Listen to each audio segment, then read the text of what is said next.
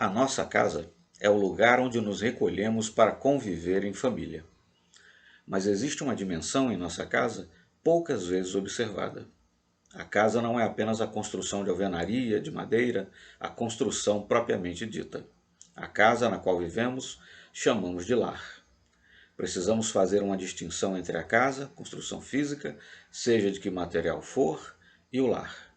O lar é o clima, é a convivência que temos com aqueles que são nossos afetos. Quando sentimos a importância em conviver em família, em estar com os nossos amores, nos tratando bem, com esse respeito que perpassa a alegria de viver, a harmonia na relação, naturalmente, com os entreveros, os altibaixos no nosso relacionamento, comuns nas famílias, estamos edificando uma construção vibratória, uma construção energética. Diria a juventude: criamos um clima para que ali seja realmente um lar. Por vezes, visitamos casas ricas, confortáveis materialmente, mas em cuja intimidade nos sentimos mal, incomodados, irritados, chateados. A construção é tudo o que há de melhor. É firme, forte, estável, contudo, é a construção vibratória que percebemos, o clima psíquico ali existente. Esse clima se forma a partir da vivência de todas as pessoas da casa, as quais estão ligadas ao corpo físico e às do espaço. Onde moramos, contamos com a participação, em nossa vida cotidiana, de seres espirituais, nossos guias ou amigos espirituais. Portanto, junto à nossa convivência, à nossa relação familiar, existem aqueles que não estão no corpo, indivíduos desencarnados vinculados a nós de alguma maneira e que conosco contribuem para o ambiente que respiramos. Por esse motivo é que pessoas que vivem em casas muito confortáveis podem, mesmo assim, serem infelizes. É que o lar não está bem. Todas as vezes que nos indispomos dentro de casa, que trocamos vibrações antagônicas, de irritação recíproca, formamos uma esfera negativa em torno de nós. Isso cria um clima enfermiço que permite que o nosso lar adoeça. Embora a casa continue bonita, bem pintada, muito bem decorada, a relação entre nós fica fragilizada. Esse é o motivo que nos leva a considerar que precisamos dar ênfase ao lar, à convivência íntima, analisando como nos relacionamos, como nos comportamos.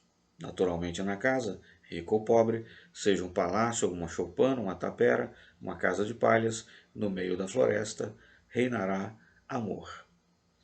Lembramos de uma composição de Aníbal Augusto Sardinha, o garoto, chamado Gente Humilde, que recebeu letra póstuma de Vinícius de Moraes e uma pequena contribuição de Chico Buarque, que diz em um dos versos: e na fachada escrito em cima que é um lar.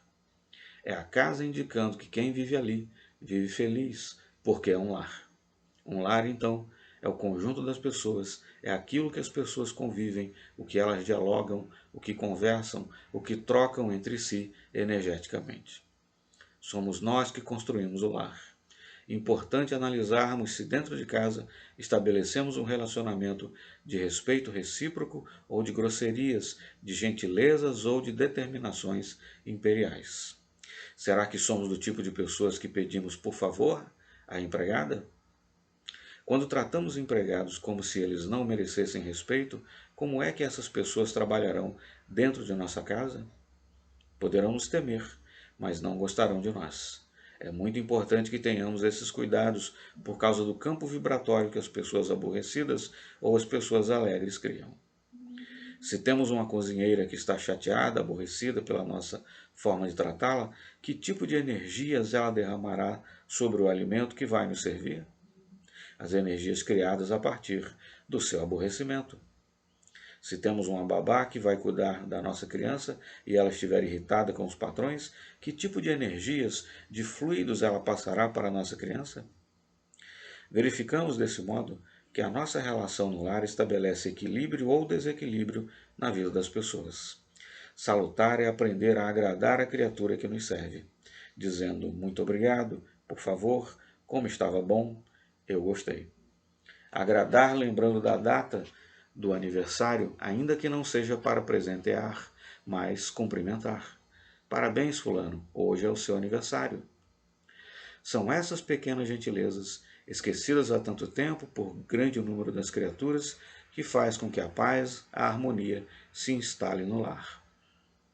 Faz sentido verificarmos a necessidade de construir bênçãos de paz no nosso lar. Quando estivermos nos relacionando com a companheira, com o companheiro, com o esposo, com a esposa, ao lado dessa intimidade que vige entre dois indivíduos que se amam, que se querem, não pode faltar a gentileza. Antes de sermos marido e mulher, somos irmãos em Deus. Antes de sermos pais e filhos, somos irmãos em Deus. Antes de sermos amigos ou colegas de trabalho, somos irmãos em Deus. E como irmãos em Deus, filhos desse grande Pai, cabe-nos esse respeito que toda pessoa merece. Nunca esqueçamos de viver da melhor maneira com os indivíduos. Haverá dias em que estaremos tristes, sem dúvida, chateados às vezes com aquelas pessoas que lidam conosco. Mas valerá trabalhar o nosso mundo interior, verificar se as pessoas nos deram motivos para isso, se merecem a nossa indisposição. Quando formos os responsáveis por esse estado ruim, peçamos desculpas. Quando forem as outras pessoas, aprendamos a desculpar. Não é uma tarefa muito simples, não é um trabalho fácil, no entanto, necessário.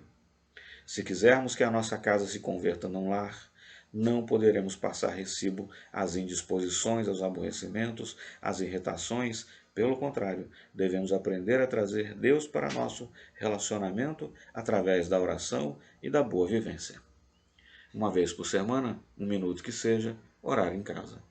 Se não temos o hábito de orar pela manhã, ao sairmos ou quando nos levantamos, de orar à noite ou quando nos recolhemos, criemos esse hábito, porque nossa casa de pedras precisa tornar-se um ninho de amor que sonhamos construir sob as bênçãos de Deus.